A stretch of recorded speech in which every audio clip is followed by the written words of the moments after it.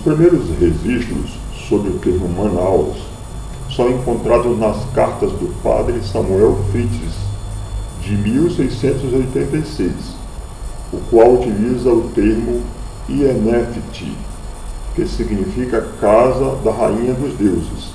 Esse termo é escrito na língua Arawak, a língua da família Arawak do Norte.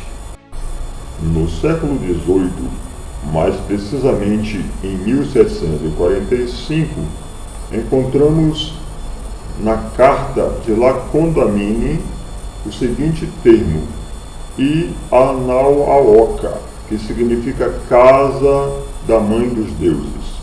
Esse termo, posteriormente, vai sofrer modificações devido à escrita da língua geral.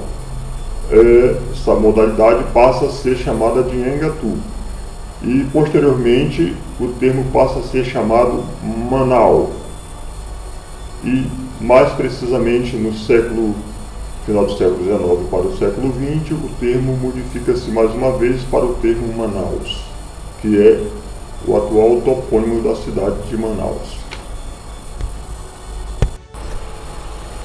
As pessoas que nascem na cidade de Manaus são chamadas de manauaras ou manauense.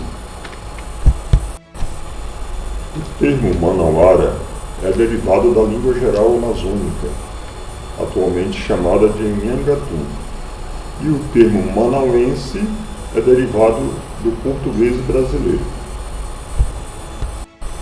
O termo Manaus sofreu diversas modificações em sua escrita ao longo da história das mudanças linguísticas que também ocorreram na região.